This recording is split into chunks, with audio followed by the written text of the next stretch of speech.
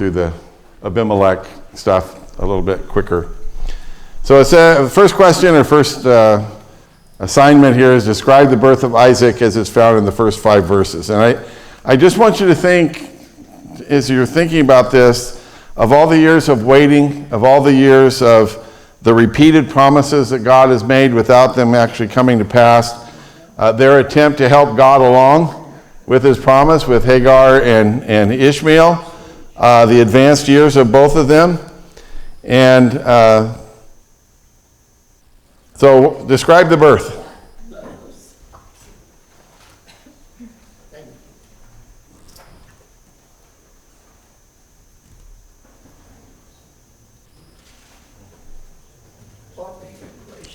It's okay. I said, describe the birth of Isaac.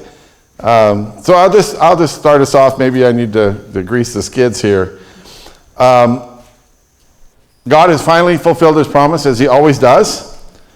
And there were so many ways in which Abraham and Sarah had failed God, and yet I love the fact here that it says, now the Lord was gracious to Sarah. In spite of all of that, in spite of all their foibles, she became pregnant. She bore a son to Abraham, which was at the very time that he'd promised. He'd said, within the year, I'll come back here and the baby will be born. And what did Abraham name him? Why? Because that's what God said to do in chapter 17 and verse 19. And Isaac was circumcised the 8th day, as God had commanded. Also in Genesis, the 17th chapter, verses 10 through 12. And how old was Abraham when he was born? 100. He was 100 years of age. And all of these point to God's just utter faithfulness to everything that he said. I mean, you could just mark it down. So question 2, what was Sarah's reaction?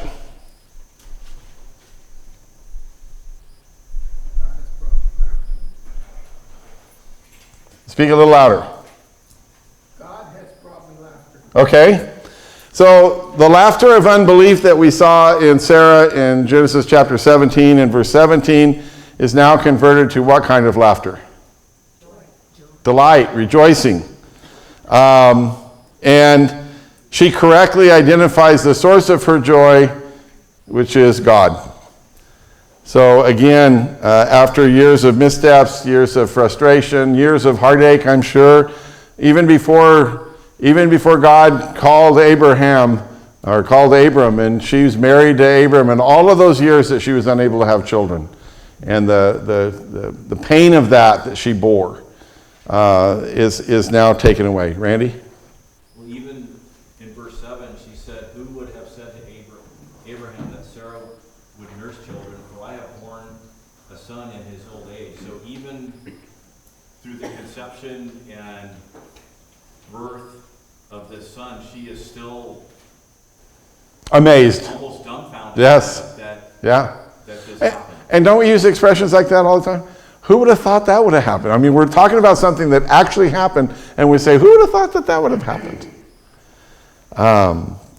And so God has filled her heart now with joy. And she says here that everyone who hears about this will laugh with me.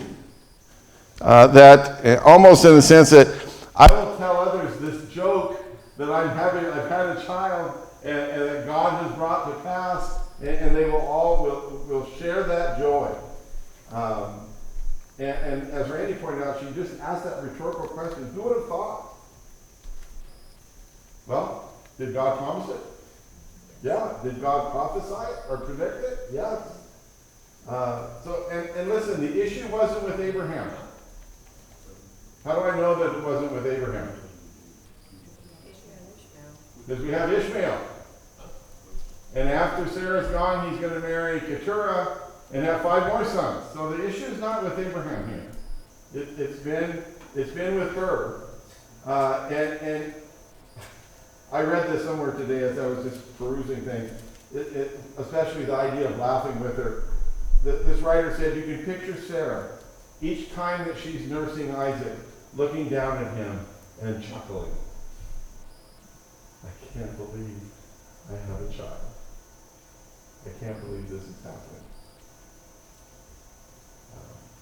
The other side of this that I'm kind of surprised at, I mean, since chapter 12, this has been the topic of this heir, of this son who's going to be born, and through him and your seed, all the nations of the earth will be blessed, and it's been repeated over and over and over again. We really don't have a lot of details here for this significant event that we've been looking forward to. Could she keep up with him when he got about 2? Pardon me? What? Could Sarah keep up with him if I'm sure he she got about could. 2? I'm sure that she was doing fine. At least at this point in time. He's just a baby, just laying there, so maybe later on. I think the reason we have less detail here is because the author, whoever he is, and it's more than likely Moses, has other things he's wanting to focus on that we're just about to look at. So question 3, what happened when Isaac was weaned between verses 8 and 11? And first of all, before we get there, I want you to look at the story in general. Let's go ahead and read verses 8 through 11, and then let's discuss it in general. It said, the child grew and was weaned, and on the day Isaac was weaned, Abraham held a great feast. But Sarah saw the son whom Hagar the Egyptian had borne to Abraham, saw that the son whom Hagar the Egyptian had borne to Abraham was mocking. And she said to Abraham, get rid of that slave woman and her son, for that woman's son will never share in the inheritance with my son Isaac. And the matter, it says in verse 11, distressed Abraham greatly because it concerned his son. So, first of all, who does Sarah observe misbehaving? Okay, we would think that it was Ishmael. It does not say Ishmael. In fact, if you look at the Hebrew, it just says, saw misbehaving. And we'd have to go back to the situation, and that Ishmael, the son of Hagar, is mocking. But who's he mocking? Well, apparently he's mocking Isaac. That's the subject in the previous verse. But it doesn't say Ishmael. What does it say? The son of Hagar. No, it doesn't say the son of Hagar. That's another part of it. As in mine, in the New King. But it's not in the Hebrew. The son of that slave woman, the Egyptian. We know who she is. If you have Hagar, it should be italicized, because it's not in the text. So you're talking about what Sarah says in Yes, verse 10. what Sarah says. Right. I think all of us were looking at verse 9. Oh, no. Where are you, Dan? Pardon me? Where are you? In verse 9, Sarah saw the woman whom Hagar, the Egyptian, had borne to Abraham. And so she says, get rid of that slave woman and her son. She doesn't say Ishmael in her speaking voice. She doesn't say Hagar. In fact, Hagar is identified as what? A slave and the Egyptian. So she doesn't even refer to her as his wife or his concubine. And I'm not sure, when the target audience of these 5 books received the Pentateuch, where have they just come from? From Egypt. And how were they treated there? Not good. And so that was going to bring back those feelings about the Egyptians. And so basically, the author's telling us that these 2 people, Hagar, the slave woman, the Egyptian, and her son Ishmael, they have nothing legitimate to do with the promise of God. And he may just be informing us from Sarah's point of view, how she would be looking at it. That they're not a part of this family. And so she tells Abraham to get rid of them, to expel them. It doesn't say, I just noticed that nowhere in this whole chunk of text does it ever call him Ishmael. Right, It never says his name. right, I mean, right. Sarah or anybody else, it Right. just says son. So now, before we again get to the interaction and everything, let's determine, and by determine I mean guess at, Isaac's age. Okay, what clue are we given about Isaac and his age? You've just been weeding. He's been weaned, He grew and he was weaned. okay? So, the Talmudic writings reference that Isaac was 2 years old. Some commentaries suggest 3, which would coincide in some way with other biblical milestones that are around. Many scholars say that he would have been 5 years old, which would reflect the Mideast customs of the time about when children were weaned. And that's why this big feast was done. And the weaning then has reference to does not reference the fact that Sarah is no longer nursing him, but that he's no longer under Sarah's particular care and training, but now he's being handed over to his father for training. So now he's becoming his father's son, and the father is now taking care of the training and watching over him, which would be a milestone event, which is why Abraham now he's coming out of the nursery and coming into my world and is going to be with me. And so this is a big time of feast and celebration. So that differs a lot. And Randy brought up a point there in verse 8. It does not say that the babe grew. It says that the child grew and was weaned. And so again, the weaning may not be a weaning from the breast, but from Sarah and her care. And so now let's look at Ishmael's age. Ishmael was born when Abraham was how old? 86, I think. Yes. Chapter 16.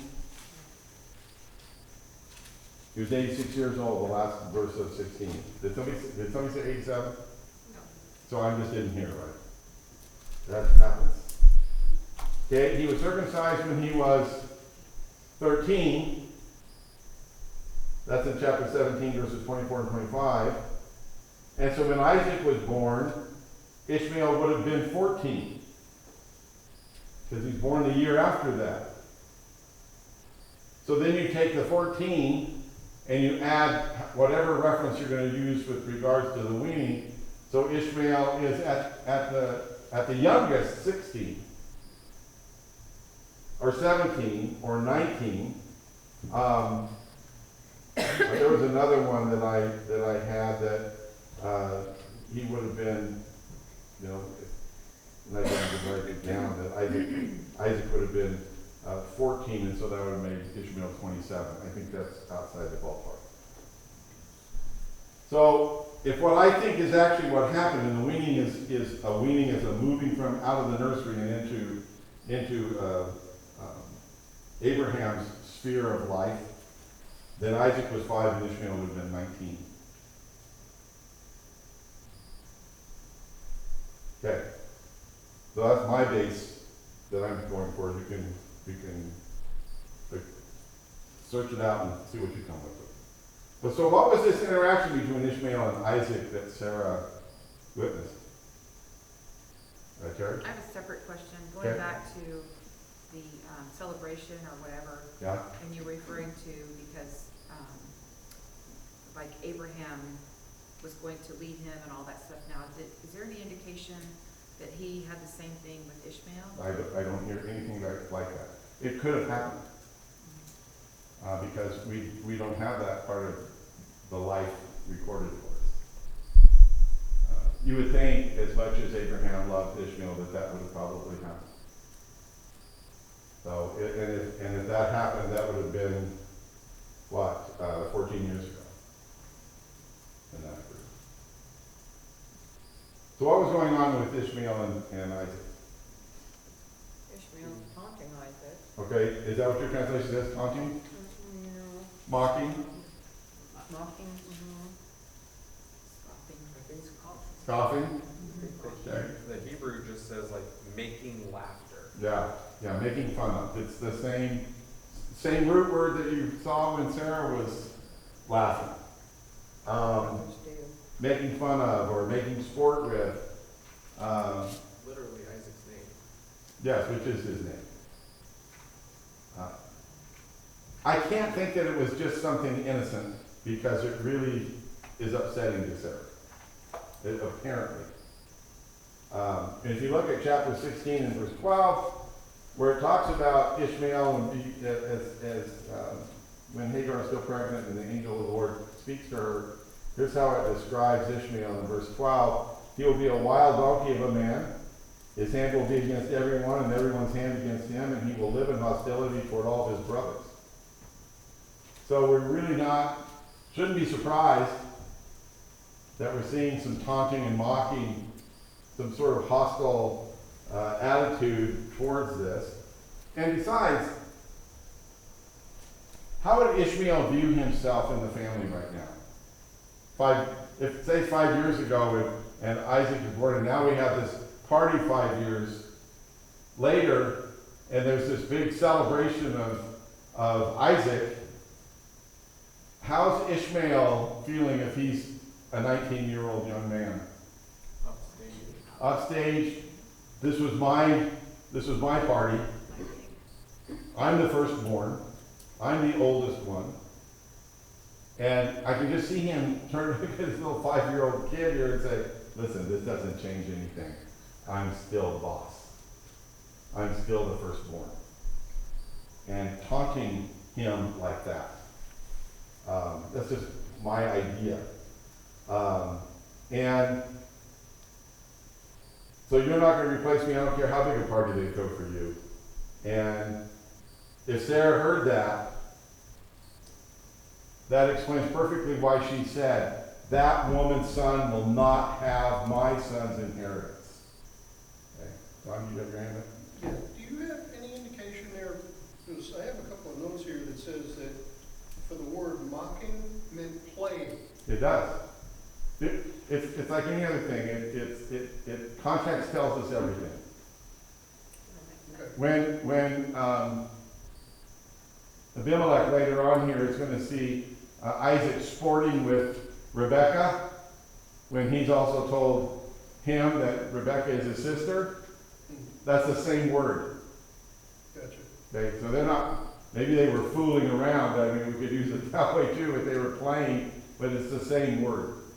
So the context is going to decide what it means. So if we follow your line of thinking, then it could sort of answer my question that I had about if you felt like, why are you getting this celebration behind the older ones? Right. Maybe he didn't, or maybe he did, and still feels like Right. you don't deserve this. So Right. to me, it speaks a little bit to that. Right.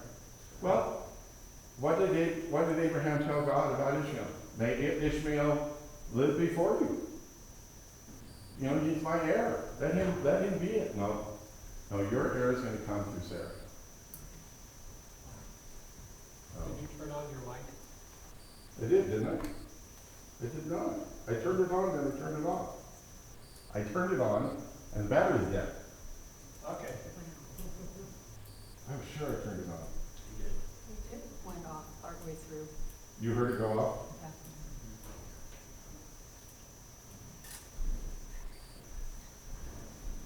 A little equipment failure here, people. Just hang on. Sometimes these things open and sometimes they don't. Depends on how you hold your head so you can see through your bifocal.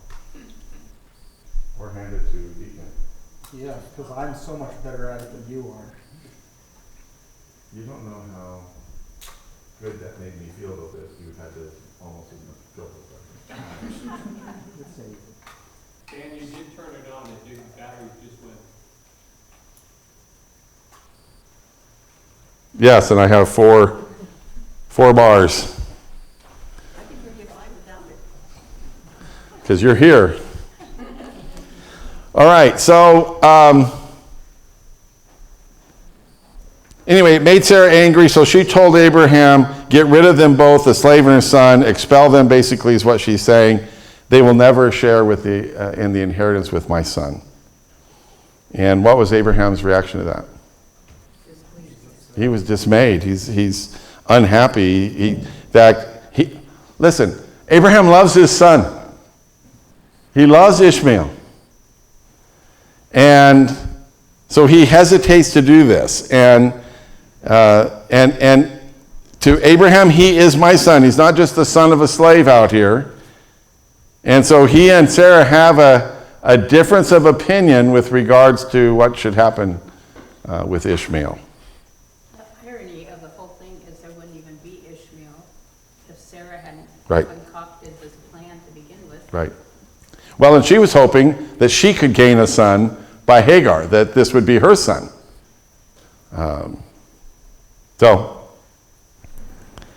Any comments on it? Go ahead, Ross. She might have even felt that way until she had her own son. Right. And then, then that changes Ishmael in her eyes. Right. Well, and it even changed, I think, a little bit before that, because how did Hagar treat Sarah when she found out she was pregnant? I can have children, you can't. And she despised Sarah. And Sarah didn't like that either. In fact, drove her away. Yes? I think, too, because I think about the prophecy that God made about Ishmael. And yes, it was a prophecy, but it also goes to show that when kids are raised and families make poor decisions like this, it really has an effect on the kids, and it can cause them to grow up and Right. be like donkeys, Right. like God said. What's the word for families that are dysfunctional? How many dysfunctional families do we have in the Bible? They're everywhere. I mean, look at David, look at Samuel, look at Eli. There's a lot of them. All right, so what did God tell Abraham about Ishmael in verses 12 and 13? So he made two parallel statements. Okay, so don't be distressed about the boy and your slave woman. In fact, go ahead and do what Sarah asks. Because Sarah is right in the sense that it's going to be through Isaac that the blessing is going to come. And so he says, go ahead and send them away. That's one statement. What's the other side of that same coin? But also, Ishmael is going to, through Ishmael is going to come a big nation. Okay, so God says, I'll take care of them. I will still bless them, and offers some reassurance with regards to the care for them. And again, not on the basis of Ishmael's merit or Hagar's merit, but because Ishmael is Abraham's son. Okay?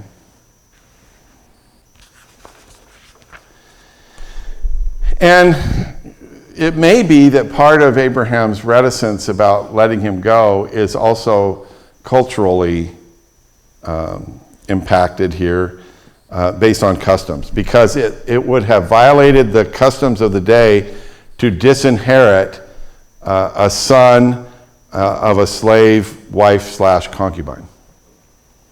It just wasn't done. But there was a legal tradition that allowed it, and that is if you granted the slave woman, who's a slave, and her son, who would also be a slave in a sense, if you granted them freedom. They gained their freedom in lieu of being a part of an heir of the family. And that's probably what was the case here, because Abraham is going to give them their freedom, along with the fact that God has weighed in and said, do what Sarah said, and I'll take care of them. Any questions on that?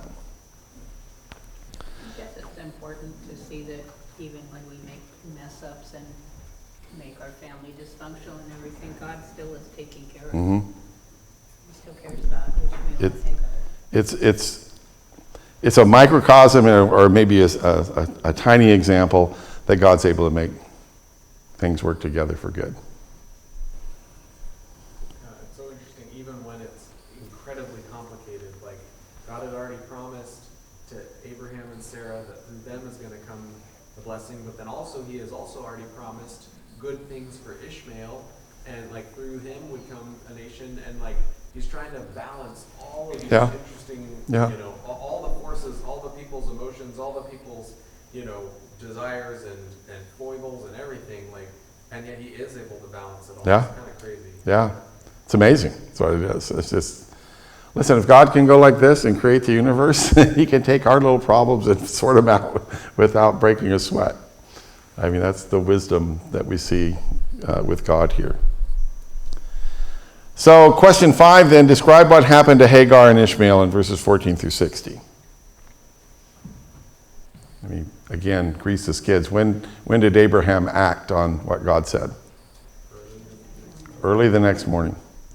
I mean, you're going to see that phrase many times with Abraham.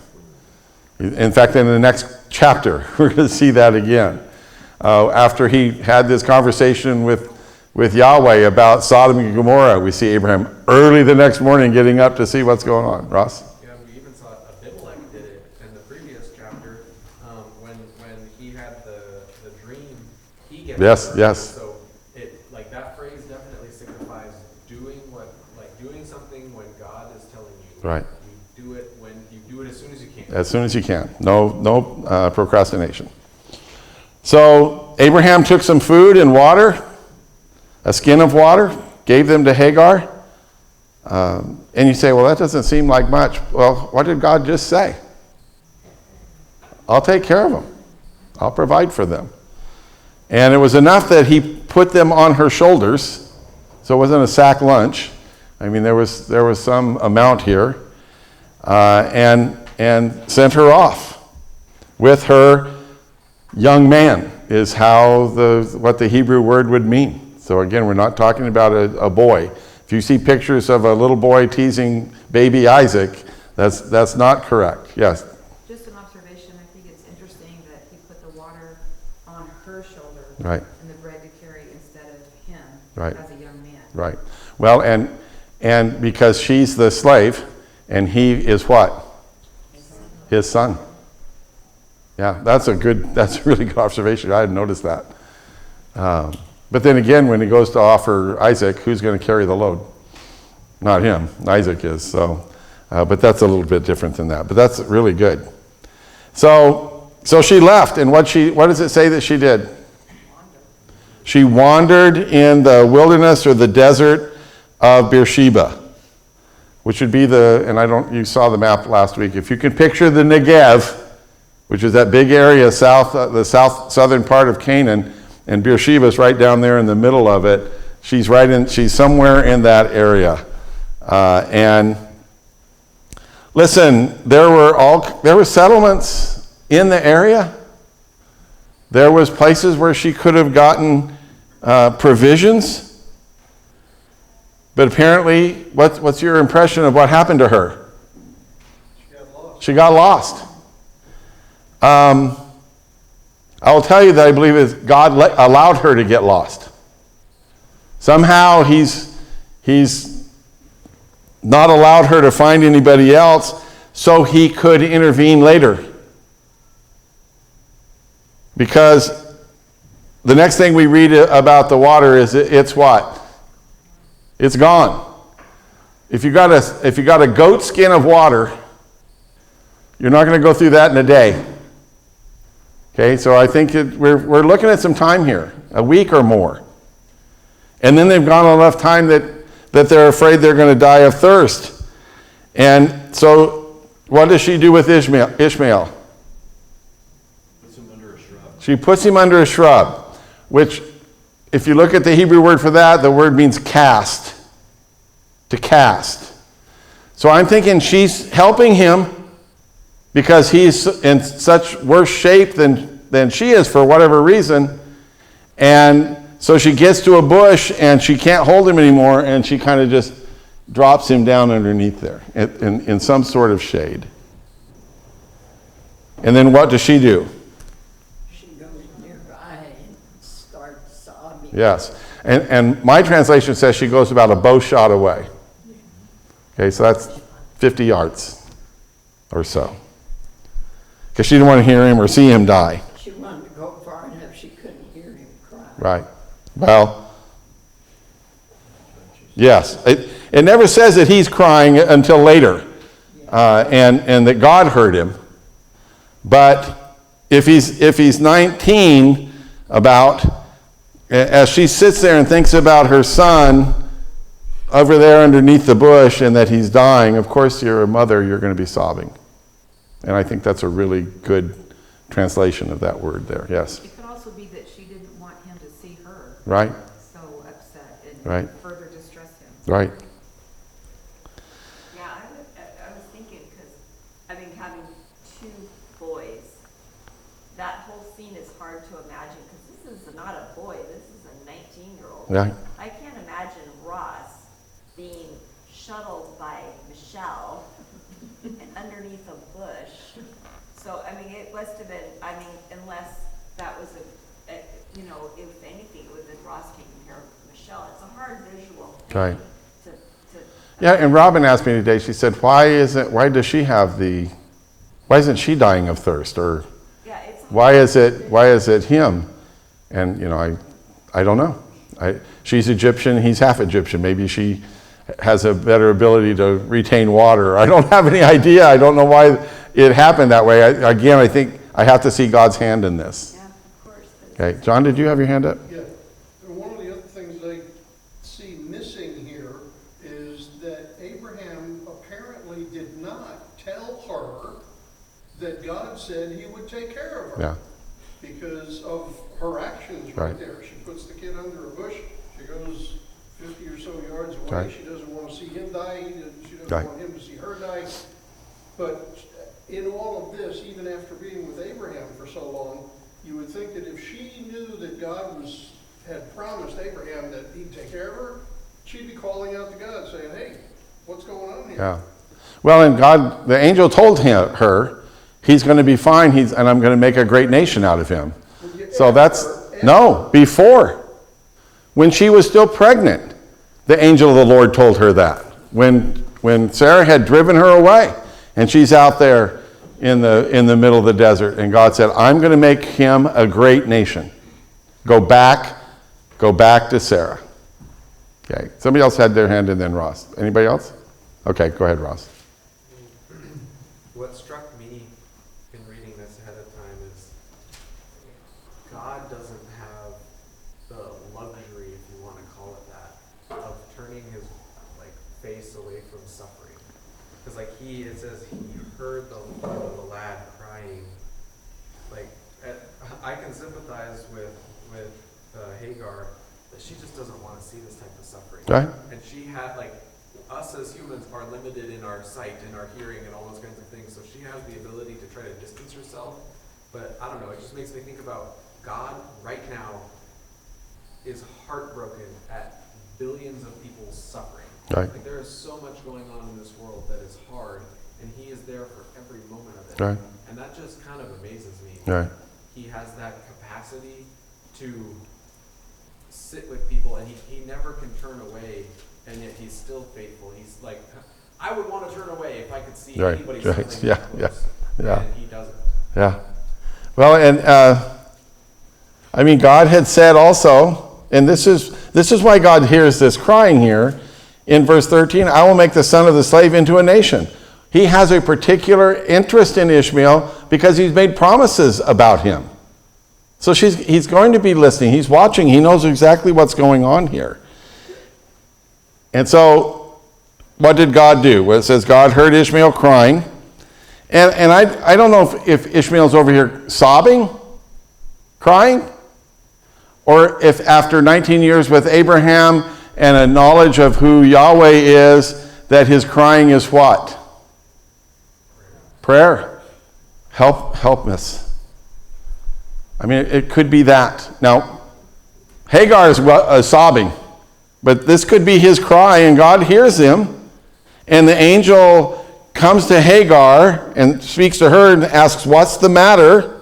Which I think is got to be a rhetorical question, because it's pretty obvious what's the matter, but that's for her benefit. Then he says, "Don't be afraid. God has heard him crying as he lies there." And it was certainly a cry that God heard. And the word for boy, all through this, changes sometimes from a boy, which was how Hagar would look at Ishmael. This is my baby, that I've placed under here, to another different word that means young man. And it kind of goes back and forth as you go through the text. So to Hagar, he is a young child, not a man, but God uses the word here for young man, and tells her to go lift up the boy, take him by the hand, so you're picking him back up again, and all of a sudden, what do we see? Water. Why didn't we see that before? Because God is making a point.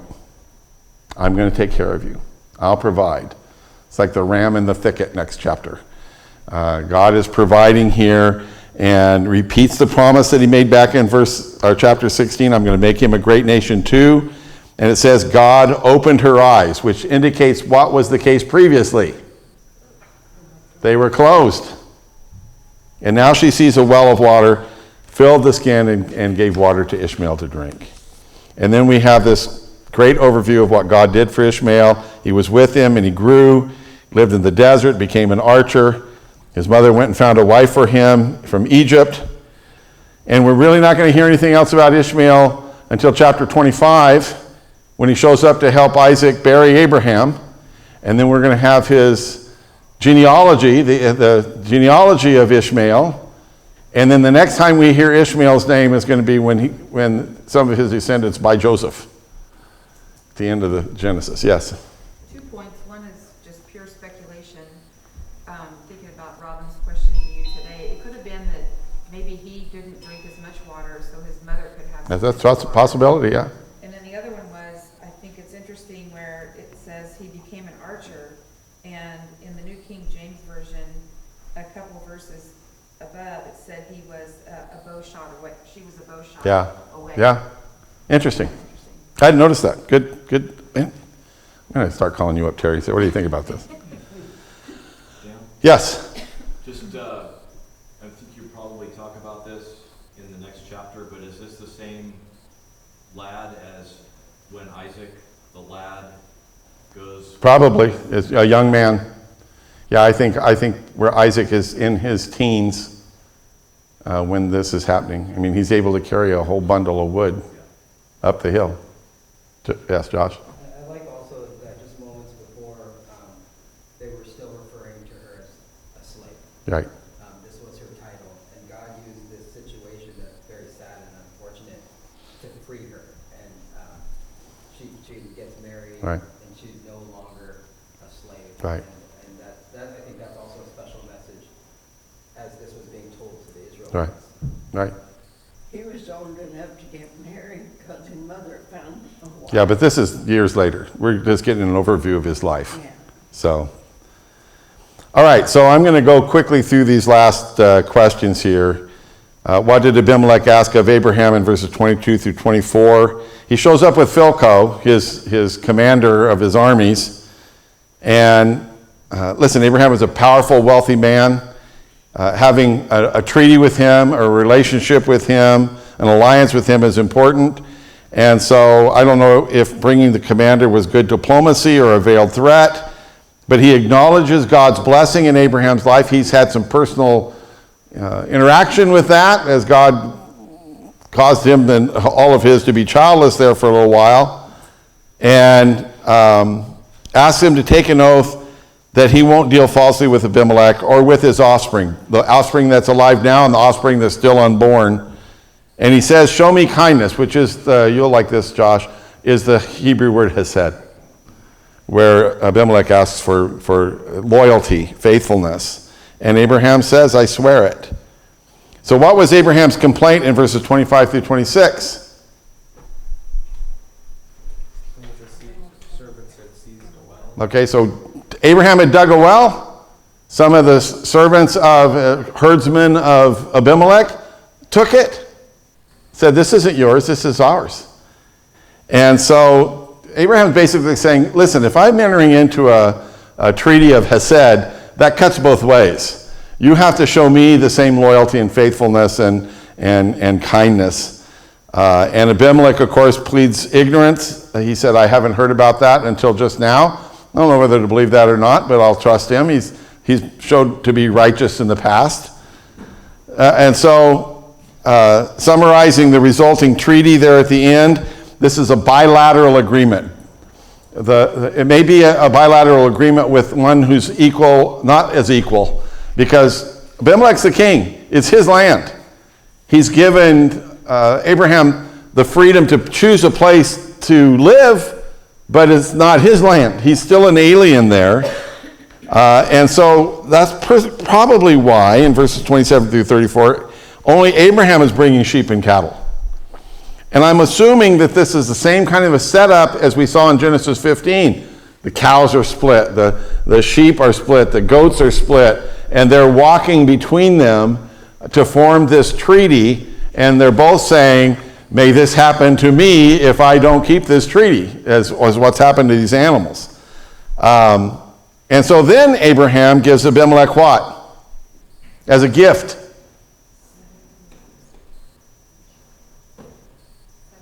Seven little ewe lambs, which seems to be like a promise that Abraham had dug the well. He now has the rights to the well. I've given you 7 ewe lambs in view of that. So now I have the water rights here. And that's why the place is called Beersheba. Now we've been reading about Beersheba. This is where it's named. And it means the well of 7. There's no city here at this time, but there's a well here. And where do cities generally grow? Where there's water.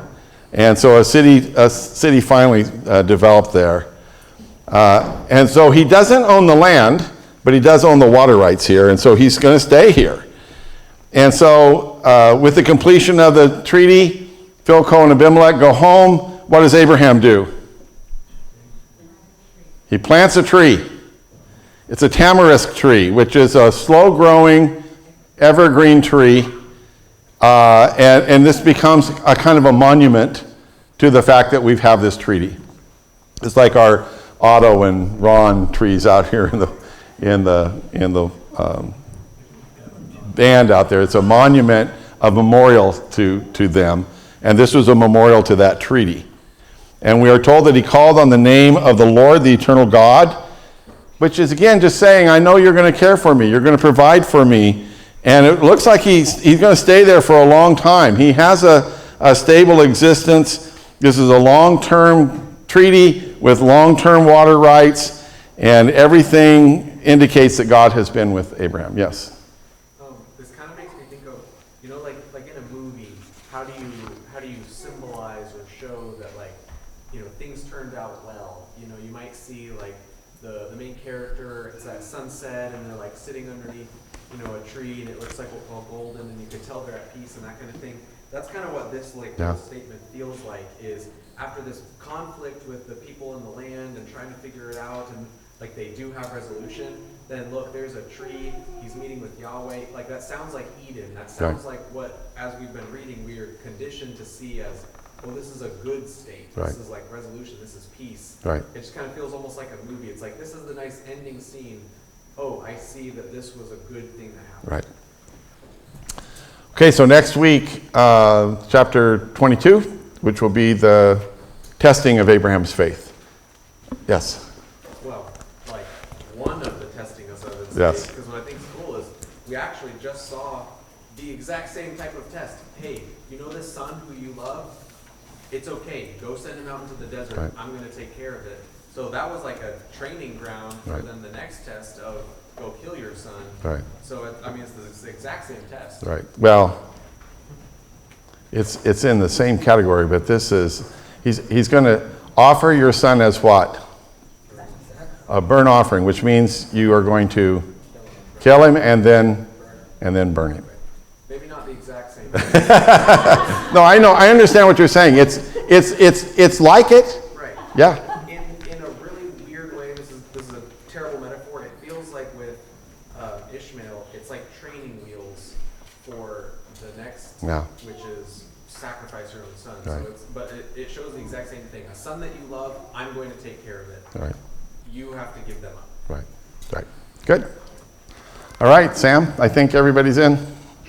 Everybody's in. Henry's gonna do songs. Josh is on for invitation.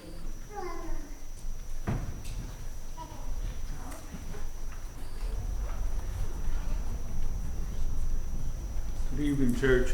Let us sing with the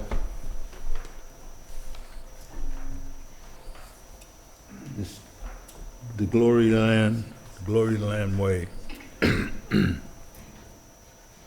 We're going to sing all verses.